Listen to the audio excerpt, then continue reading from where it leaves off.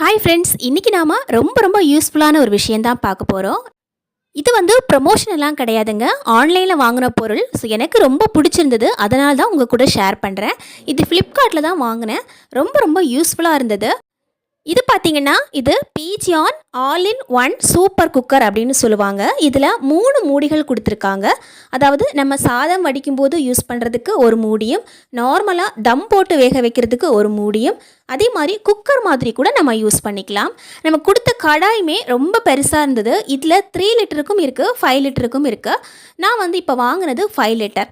பாருங்கள், மூடி வந்து இந்த மாதிரி இருக்குது. நம்ம சாதம் வடிக்கும்போது இதில் வடிச்சிக்கலாம். அதே மாதிரி இதை நாம் இண்டக்ஷன் ஸ்டவ்வில் கூட யூஸ் பண்ணிக்கலாம். நார்மல் கேஸ் அடுப்புலையும் யூஸ் பண்ணிக்கலாங்க. நம்ம பேச்சுலராக இருந்தால் கூட இதை நம்ம வாங்கி யூஸ் பண்ணலாம். நார்மலாக பேச்சுலராக இருந்தால் கூட நம்ம இண்டக்ஷன் ஸ்டவ் தான் யூஸ் பண்ணிக்கிட்டு இருப்போம். ஸோ இந்த ஒரு பொருள் நம்ம வாங்கணும் அப்படின்னா இதுலேயே நமக்கு 3 மூடிகள் கொடுத்துருக்காங்க. இதையே நம்ம குக்கராகவும் யூஸ் பண்ணிக்கலாம். பாருங்கள், விசிலுமே ரொம்ப வெயிட்டாக நல்ல குவாலிட்டியாக இருக்குது. பாருங்கள், பேக்கேஜிங் கூட ரொம்ப அருமையாக இருந்தது. நமக்கு பாத்திரம் ரொம்ப பெர்ஃபெக்டாக ரொம்ப சேஃபாக வந்து சேர்ந்ததுங்க. பாருங்கள், இந்த ஒரே பாத்திரத்திலேயே இந்த மூடியை கூட நம்ம வச்சுக்கலாம். நார்மலாக குழம்பு வைக்கிறதுக்காகவோ இல்லை தம் போட்டு பிரியாணி செய்கிறதுக்காகவோ நாம் இதை யூஸ் பண்ணிக்கலாம்.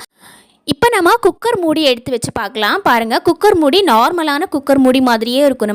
நம்ம விசில் போட்டு ஏதாவது வேக வைக்கணும் அப்படின்னா இதே மாதிரி வேக வச்சு எடுத்துக்கலாம்.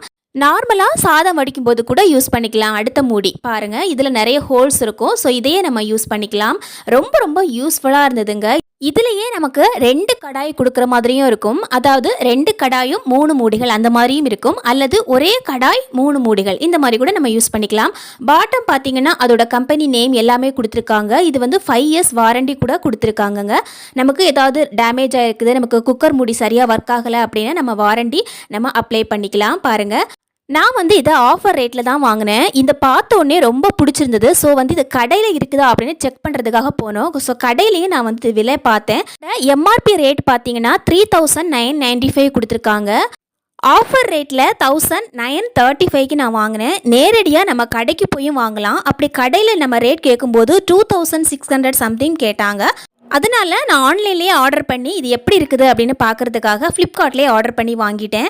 எப்போவுமே நம்ம வந்து ஒரு கடாய் வாங்கும்போது முதல்ல நம்ம மண் சட்டி வாங்கி யூஸ் பண்ணுறதுக்கு முன்னாடி நாம் அதை பழக வச்சு, அதாவது சீசனிங் பண்ணி தான் யூஸ் பண்ணுவோம். ஸோ அதே மாதிரி நாம் இந்த மாதிரி கடாய்கள் வாங்கினா கூட நாம் இந்த மாதிரி கொஞ்சமாக எண்ணெய் ஊற்றி கடாயை நல்லா சூடு பண்ணிக்கணும். அதுக்கப்புறமா இந்த மாதிரி எல்லா இடத்துலையும் எண்ணெய் படுற மாதிரி நல்லா அப்ளை பண்ணி விடணும். அதுக்கப்புறமா நம்ம வாஷ் பண்ணிட்டு தான் ரெகுலராக யூஸ் பண்ணுறது ரொம்பவே நல்லது. ஏன்னா நம்ம வாங்குகிற பொருள் பல கைகள் மாறி நம்ம ஃபேக்ட்ரியில் அது நிறைய வேலைப்பாடுகள் எல்லாம் செஞ்சு கடைசியாக தான் நம்ம கைக்கு வந்து சேரும். ஸோ அதில் சின்ன பார்ட்டிகிள்ஸ் எல்லாம் இருக்கிறதுக்கு நிறையவே சான்சஸ் இருக்குது. ஸோ அதை யூஸ் பண்ணுறதுக்கு முன்னாடி இந்த மாதிரி எண்ணெய் அப்ளை பண்ணிவிட்டு அதுக்கப்புறமா நல்லா வாஷ் பண்ணிட்டு தான் நம்ம யூஸ் பண்ணணும். இப்போ நம்ம கடாய் வச்சுக்கலாம். கொஞ்சமாக எண்ணெய் ஊற்றிக்கலாம். ஒரு 2 டீஸ்பூனுக்கு நெய் ஊற்றிக்கிறேன். இப்போ நம்ம பிரியாணி தாளிக்கிறதுக்காக கல்பாசி, பட்டை, லவங்கம், பிரியாணி இலை இது எல்லாமே சேர்த்து நல்லா தாளித்து எடுத்துக்கலாம். கொஞ்சமாக 1/2 டீஸ்பூனுக்கு சோம்பு போட்டுக்கலாம். நல்ல டேஸ்ட்டும் நல்ல ஃப்ளேவரும் கிடைக்கும் நமக்கு. அதே மாதிரி நார்மலாக நம்ம குக்கரில் பிரியாணி செஞ்சோம் அப்படின்னா நமக்கு நிறைய எண்ணெய் தேவைப்படும். நமக்கு வெங்காயம் வதங்கிறதுக்காக நம்ம இந்த மாதிரி பாத்திரம் யூஸ் பண்ணோம் அப்படின்னா எண்ணெய் நமக்கு குறைவாக தான் நமக்கு தேவைப்படும். நான் இன்னைக்கு 1/2 கிலோ அளவுக்கு பிரியாணி செய்ய போகிறேன். இதுக்காக ஒரு மீடியம் சைஸில் 3 வெங்காயம் கட் பண்ணி போட்டிருக்கிறேன். இப்போ வெங்காயம் நல்லா வதங்கிடுச்சு. இப்போ நம்ம பச்சை மிளகாய் 5 போட்டிருக்கிறேங்க. நல்லா இந்த மாதிரி கீறி போட்டுக்கோங்க. இப்போ இது நல்லா வதங்கட்டும். இந்த ஸ்டேஜில் நம்ம இஞ்சி பூண்டு விழுது சேர்த்துக்கலாம். ஒரு 3 டீஸ்பூன் நான் சேர்த்துக்கிறேன். இஞ்சி பூண்டு விழுது சேர்க்கும் போது எப்போவுமே நம்ம இஞ்சி அதிகமாக நம்ம சேர்க்குறது ரொம்பவே நல்லது. பிரியாணி செய்யும்போது இஞ்சியோட ஃப்ளேவர் அதிகமாக இருந்தால் தான் நமக்கு நல்லாயிருக்கும். இப்போ இஞ்சி பூண்டு விழுது நல்லா வதங்கட்டும். இவ்வளோ விலை கொடுத்து நம்ம வந்து வாங்கின இந்த பாத்திரம் யூஸ்ஃபுல்லாக இருக்குதா அப்படின்னு கேட்டால் கண்டிப்பாக 100% யூஸ்ஃபுல்லாக தான் அங்கே இருக்குது. நம்ம பிரியாணி செய்யும்போது பார்த்திங்கன்னா வெங்காயம் வதங்கும் போதே நமக்கு லைட்டாக வந்து அடி பிடிக்க ஆரம்பிக்கும்.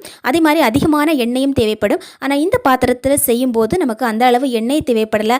இப்போ நாம் ஒரு மிக்ஸி ஜார் எடுத்து ஒரு பிடிக்கு கொத்தமல்லி தழையும் ஒரு பிடிக்கு புதினா இலையும் தண்ணி சேர்க்காமல் இந்த மாதிரி நல்லா அரைச்சி இந்த மாதிரி சேர்த்துக்கலாம். எப்போவுமே இந்த இலைகளை நல்லா அரைச்சி சேர்க்கும்போது நல்ல ஃப்ளேவர் கிடைக்கும், நல்லாயிருக்கும் நமக்கு. அதே சமயத்தில் இது பச்சை கலராக இருக்கே, கடைசி நமக்கு பச்சை கலரில் தான் வந்துருமோ அப்படிங்கிற பயப்பட தேவையில்லை. கண்டிப்பாக இந்த கலர் வந்து நல்லா மசியும் போது நல்லா சேஞ்ச் ஆகிடும். பாருங்கள், இப்போ பாருங்கள், இது நல்லா வதங்கிடுச்சு.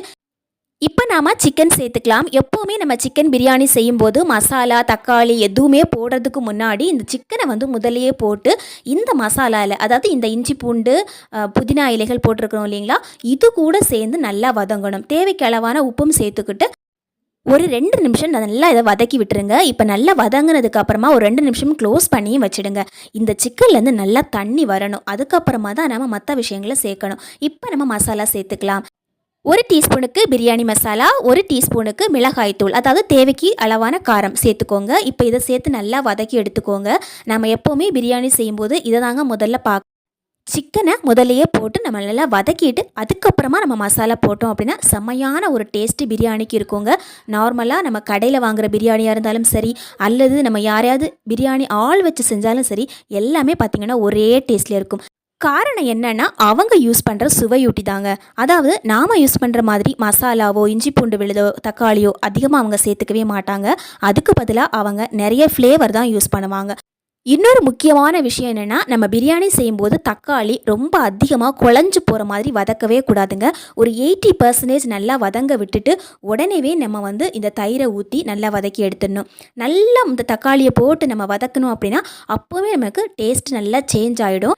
இப்போ நமக்கு தக்காளியும் வதங்கிடுச்சு, அதே மாதிரி மசாலா வாடையும் எல்லாமே போயிடுச்சு. இப்போ நம்ம தண்ணி ஊற்றிக்கலாம். 1.5 கப் அளவுக்கு தண்ணி ஊற்றிருக்கிறேன். நான் இன்றைக்கி பாஸ்மதி அரிசி தான் எடுத்துருக்கிறேன். பாஸ்மதி அரிசி 1 கப் அளவுக்கு 1.5 கப் அளவு தண்ணி எடுத்துக்கணும். இப்போ தண்ணி ஊற்றியாச்சு. தண்ணி நல்லா கொதிக்கும் போது பாதி அளவுக்கு லெமன் போட்டுக்கலாங்க. பாருங்கள், பாதி அளவுக்கு இந்த மாதிரி ஒரு கரண்டி வச்சு நம்ம இந்த மாதிரி செஞ்சு விட்டோம் அப்படின்னா அதோட சீட்ஸ் எல்லாமே நமக்கு ஃபில்டர் ஆகி வந்துடும். இப்போ எல்லாத்தையும் நல்லா மிக்ஸ் பண்ணி விட்டுக்கலாம். இது எல்லாத்தையும் நல்லா மிக்ஸ் பண்ணி விட்டுட்டு ஒரு 2 நிமிஷம் நல்லா கொதிக்கட்டும். நல்லா கொதிக்கும் போது தான் நம்ம வந்து அரிசி போடணும். தண்ணி நல்லா சூடாகாமல் கொதிக்கிறதுக்கு முன்னாடி நம்ம அரிசி போட்டோம் அப்படின்னா அரிசி எல்லாமே உடஞ்சி போயிடும். கடைசியாக நம்ம பார்க்கும்போது எல்லாமே நமக்கு உடஞ்சி இருக்கும். ஸோ எப்போவுமே தண்ணி நல்லா வெட்டி திளைக்கும் போது தான் நம்ம வந்து அரிசி போட்டுக்கணுங்க. அப்போ தான் நமக்கு உடையாமலும் நல்ல பர்ஃபெக்டான ஒரு பிரியாணி கிடைக்கும். இப்போ நம்ம க்ளோஸ் பண்ணி வைக்கலாம். நான் வந்து இன்றைக்கி தம் தான் போடுறேன். இதில் வந்து நார்மலாக குக்கர் கூட வச்சு வேக வைக்கலாம்.